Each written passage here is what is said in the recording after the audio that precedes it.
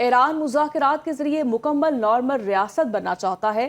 امریکہ کا بنیادی مقصد ایران کو جوہری ہتھیار حاصل کرنے سے روکنا ہے۔ امریکی صدر ٹرمپ کی فرانس میں G7 اجلاس کے موقع پر UAE کے صدر شیخ محمد بن زائد ال نہیان اور امیر قطر شیخ تمیم بن حمد ال ثانی سے ملاقات ہوئی ہے۔ کہا کہ ایران سے منصفانہ معاہدہ کیا، معاہدہ دوسرے مرحلے کی جانب بڑھ رہا ہے۔ ہم ایران میں کوئی سرمایہ کاری نہیں کرنے جا رہے۔ ایران کو $300 ملین دینے کی جھوٹی خبر ڈیموکریٹس نے پھیلائی۔ ایران کے ساتھ ہونے والے معاہدے کے تحت آبنائے ہرمز میں کسی قسم کا ٹول ٹیکس نہیں ہوگا۔ جمعے کے روز یہ اہم بحری گزرگاہ مکمل طور پر کھول دی جائے گی۔ امریکی صدر نے کہا کہ ایران کسی صورت جوہری ہتھیار حاصل نہیں کر سکتا، جبکہ مستقبل میں جوہری ہتھیار بنانے یا حاصل کرنے کی کوشش کے سنگین نتائج برآمد ہوں گے۔ اسرائیل کو تجویز دی ہے کہ حزب اللہ سے نمٹنے کی ذمہ داری شام کو سونپی جائے۔ ابراہیم کارڈ کی راہ میں ایران سب سے بڑی رکاوٹ تھا۔ امید ہے اب مزید ممالک اس معاہدے کا حصہ بنیں گے۔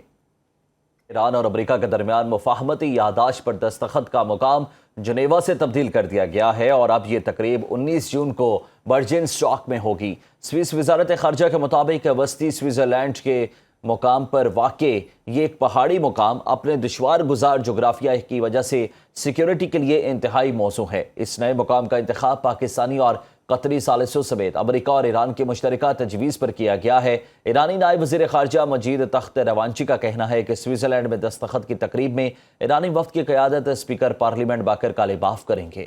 امریکی وفد کے سربراہ نائب صدر JD وینس ہوں گے۔ وائٹ ہاؤس کا امریکی نائب صدر کے دورہ سوئٹزرلینڈ کا بھی اعلان کیا گیا ہے۔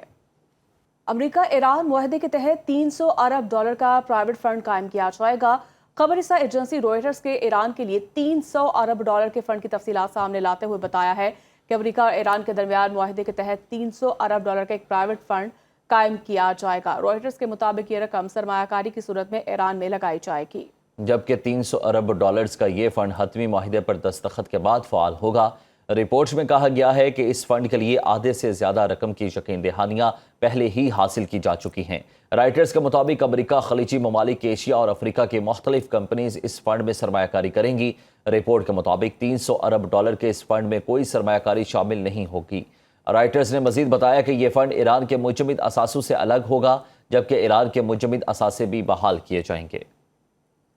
ایران کو امریکی رقم کا 1 سنٹ بھی نہیں ملے گا۔ امریکی نائب صدر نے $300 ارب کے دعویٰ ایرانی پروپیگنڈا قرار دے دیا۔ امریکی نائب صدر JD وینس نے واضح کیا، امریکہ اور ایران کے درمیان معاہدے کے تحت تہران کو امریکی رقم کا 1 سنٹ بھی منتقل نہیں کیا جائے گا۔ فاکس نیوز کو دیے گئے انٹرویو میں انہوں نے قطر سے $300 ارب کی واپسی اور $24 ارب کے غیر مجمد اثاثوں کی ایران منتقلی کی خبروں کو سراسر ایرانی پروپیگنڈا قرار دیا۔ JD وینس نے ٹرمپ انتظامیہ کا موازنہ اوباما دور حکومت سے کرتے ہوئے کہا کہ ماضی کی طرح ایران کو کوئی نقد رقم نہیں دی جا رہی، بلکہ ایرانی عناصر اپنے عوام کو مطمئن کرنے کے لیے معاہدے کو بڑھا چڑھا کر پیش کر رہے ہیں۔ تاہم انہوں نے یہ بھی کہا کہ اگر ایران اپنی ذمہ داریاں پوری کرتا ہے تو قطر، متحدہ عرب امارات یا سعودی عرب اپنی مرضی سے وہاں نجی سرمایہ کاری کر سکتے ہیں۔